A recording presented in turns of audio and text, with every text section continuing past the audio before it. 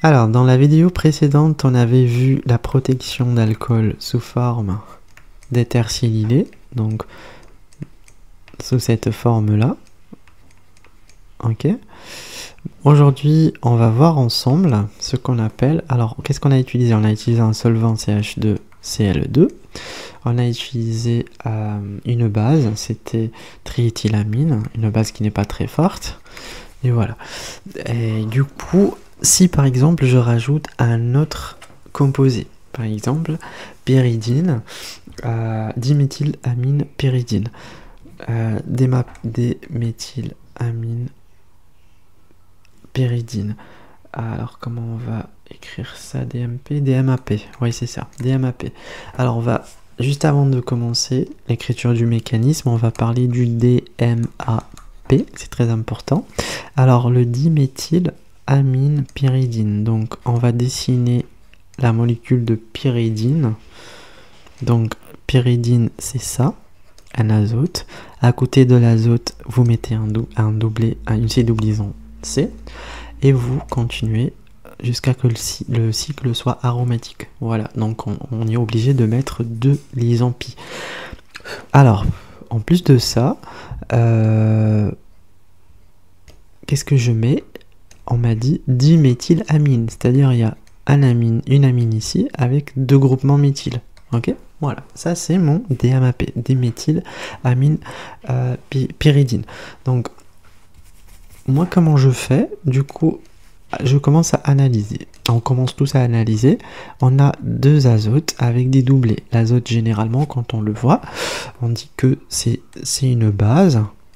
Et parfois, ça joue le rôle d'un nucléophile. Okay, c'est une base, si on a un proton acide, c'est un nucléophile. Si on a un carbone par exemple, ou peut-être un site électrophile chargé delta+. Ça peut être un carbone, un silicium aussi. Voilà. Donc, lequel on a 2 azotes dans ce cas? Lequel est nucléophile?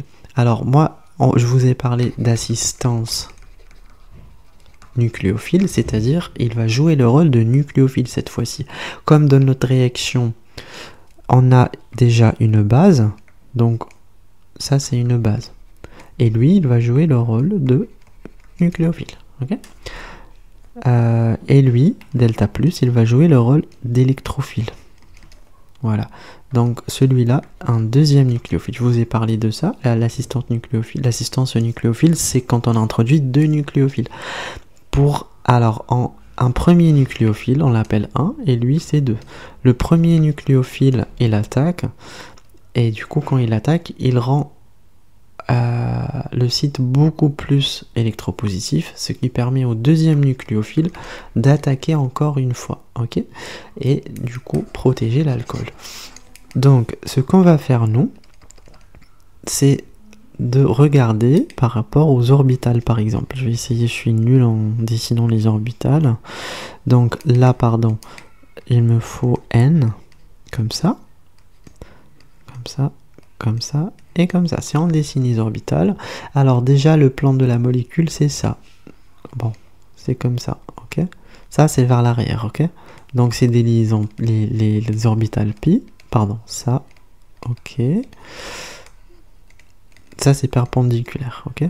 Ça c'est perpendiculaire au plan de la molécule. Si le plan de la molécule c'est ça, c'est la feuille sur laquelle j'écris, bah du coup les orbitales sont comme ça, c'est vers moi. Ça c'est vers le haut et ça c'est vers le bas. Ok.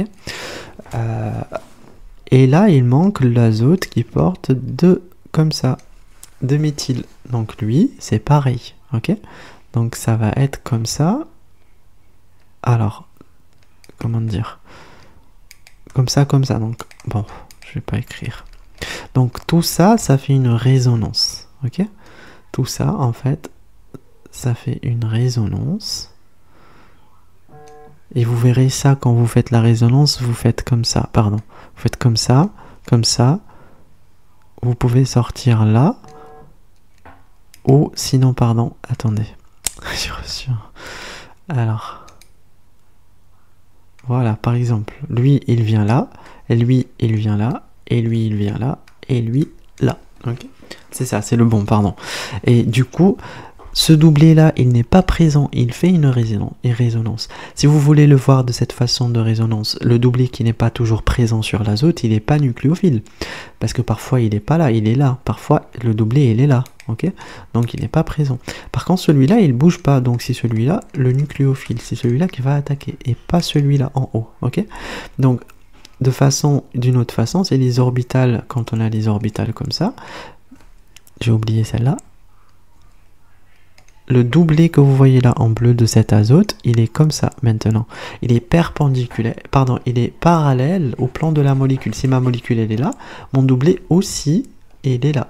Ok, il est parallèle, il ne se touche pas. Donc il n'y a pas de résonance. La résonance se fait comme ça entre les orbitales pi qui sont perpendiculaires au plan de la molécule, perpendiculaires à la feuille.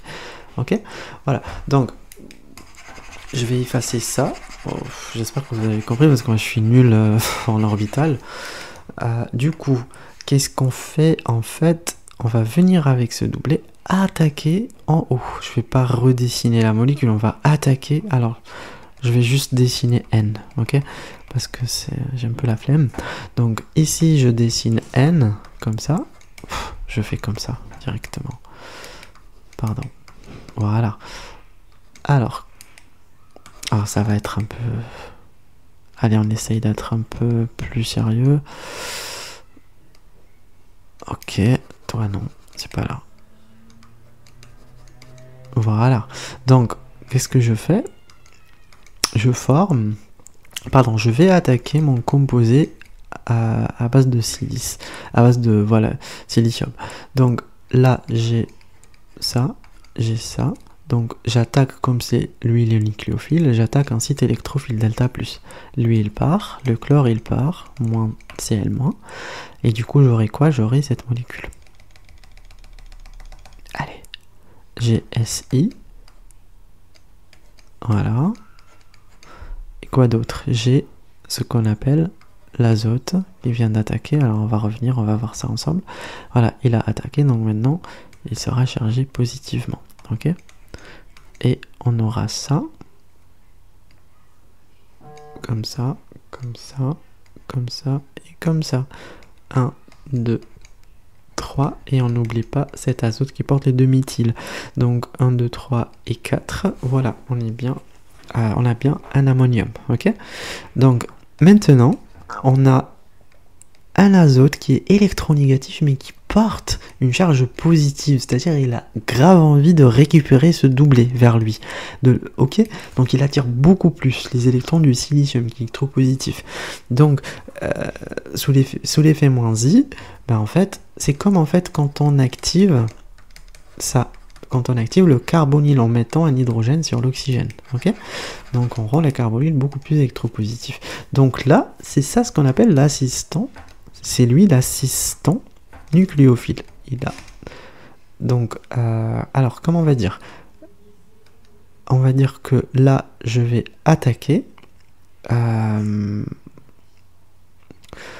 je vais attaquer avec mon alcool, avec ma molécule d'alcool. Ici, j'attaque ici. Et lui, il part. Donc, on récupère notre... comment il s'appelle? Alors... J'ai oublié comment il s'appelle déjà. On va pouvoir récupérer ça, c'est-à-dire ma molécule Si, ça et ça. Ok, on récupère ça et mon DIMAP, diméthyl ammonium amine, pardon, diméthylamine pyridine également, il est là. Ok, on va le récupérer. Voilà, sous cette forme. Voilà, des maps.